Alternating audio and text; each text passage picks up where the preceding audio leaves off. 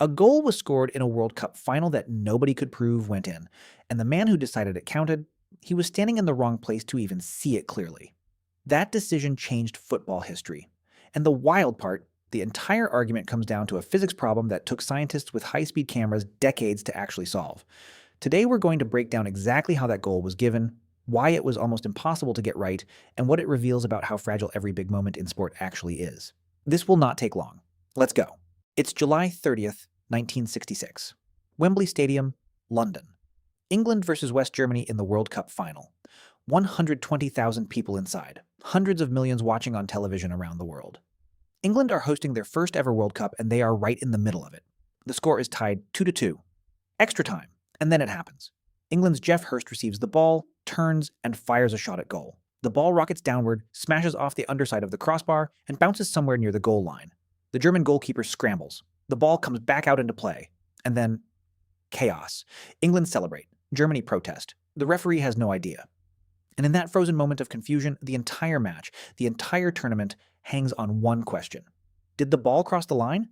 Here's where it gets interesting. Nobody in that stadium, not the referee, not the players, not even the people watching it live on TV, could actually answer that question with certainty.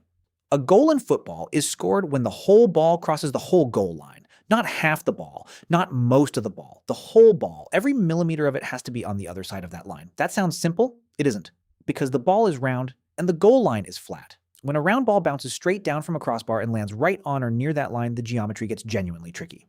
Even if the ball lands right on the line, the bottom of the ball touches the line, but the sides of the ball are still partly above it. Think of it like dropping an orange onto a piece of tape on the floor. Even if the orange is sitting mostly over the tape, the widest part of the orange is up in the air. It's overhanging. So did the orange cross the tape? Depends which part you're measuring. Now add the fact that this is happening at full speed, with a ball spinning, bouncing, and moving away from the line almost instantly. The window to even see the answer is probably a fraction of a second. In theory, you'd need to freeze the moment perfectly and measure it from directly above. In practice, no human being on that pitch had that view. Here's the problem with the 1966 decision. It comes down to geometry again, but this time, human geometry. The referee was Swiss. His name was Gottfried Dienst. He was in the middle of the pitch when the shot was taken. By the time the ball had hit the crossbar and bounced, he was moving. He had an angled view. Not ideal. The linesman was Tofik Bakramov from Soviet Azerbaijan. History remembers him as the Russian linesman, which is technically incorrect, but nobody's stopping that train now. Bakramov was running along the touchline. His job is to track offside and monitor the ball going out of play near his side of the pitch.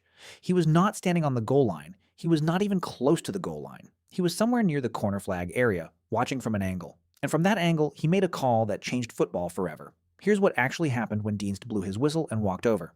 Bakramov confirmed, goal. The ball crossed the line. Now, did he actually see it, or did he think he saw it? Those are very different things. In 1996, 30 years after the match, Oxford University researchers used mathematical modeling to analyze the footage.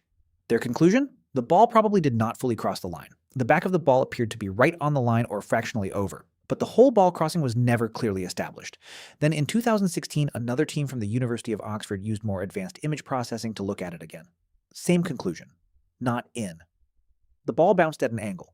When it came down from the crossbar, it didn't drop straight down like a hammer. It came off at a slight angle because of the spin and the way it hit the bar. That angle meant the ball landed slightly in front of the line, not on it. But here's the kicker. All of this analysis used modern computers, slow motion footage, and sophisticated software. In 1966, none of that existed. Bakramov didn't have a pause button. He didn't have a second camera angle. He had his eyes, and about half a second. Your brain is not a camera. When you watch something fast, your brain actually fills in gaps.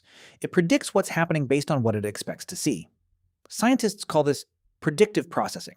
Bakramov watched the ball hit the crossbar. His brain knew the ball was going toward the goal. The ball disappeared below his eye line for a fraction of a second. And then it came back out. Here's where the psychology gets messy. If you watch something fast and confusing, your brain often decides what happened based on what made sense to happen. A shot heading for the goal, hitting the bar and bouncing. A brain full of football knowledge might just fill in the goal.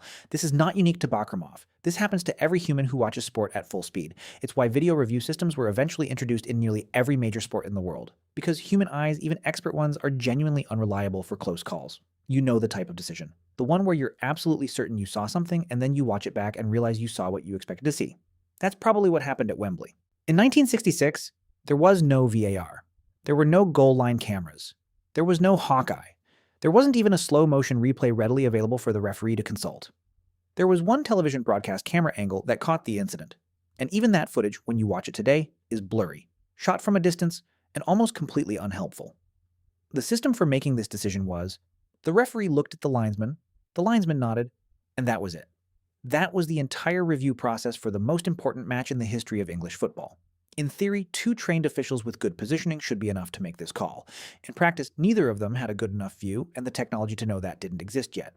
It took goal line technology, sensors in the ball, cameras all around the goal, a vibrating watch on the referee's wrist, until about 2012 before football had a reliable answer to this question. 46 years. That's how long it took. Whether it's true or not, nobody can totally confirm. But it's become football legend. When Bakromov was older and people asked him how he was so sure the ball crossed the line, he allegedly said one word: Stalingrad. The implication being that after what the Soviet people suffered in World War II, he wasn't about to give England anything for free. He saw what he saw. Whether that story is accurate or apocryphal is up for debate, but it gives you a sense of how loaded that moment was. These weren't just two football teams. England and West Germany in 1966 carried the weight of everything that had happened in Europe just 20 years earlier. Football doesn't exist in a vacuum. Sometimes the history of the world is watching through the stands. England won 4-2 at full time. Hurst's ghost goal became 3-2. Then he scored again in the last minute to complete the only hat trick ever scored in a World Cup final. It's one of the most famous sporting moments ever. West Germany protested. FIFA investigated. The goal stood, and England have never won a World Cup since. Germany? They've won 4. If you want to be deeply unkind about it, you could argue that the one time England had a questionable edge handed to them, they haven't been able to win one without it since. I didn't say it. I merely implied it. Here's what the 1966 goal actually teaches us about sport. Every massive moment in sport has a margin of error. A decision made in a fraction of a second by a human being under enormous pressure without perfect information. And that decision echoes for decades. The difference between the ball crossed the line and the ball didn't cross the line in 1966 is probably 3 or 4 centimeters. Maybe less. That's the width of 2 fingers pressed together. 2 fingers determined whether England would be champions or not. Whether 60 years later, English fans would still be singing "It's Coming Home" as hope or prophecy. And the man who made the call couldn't have actually seen it properly from where he was standing. So, a goal was scored in a World Cup final that nobody could prove went in. And the man who decided it counted was standing in the wrong place to see it clearly. That's not a tragedy. That's football. That's sport. That's human beings making the best call they can with the information they have and the time they have to make it. Here's the thing that stays with me. Modern goal line technology can tell you in 0.5 seconds whether the ball crossed the line by even 1 millimeter. We have the answer now. We can measure it perfectly. We just can't go back. So the question I'll leave you with is this. If goal line technology had existed in 1966, and it showed the ball didn't cross the line, does the history of football look completely different? And would we care about the 1966 World Cup at all if it hadn't been controversial?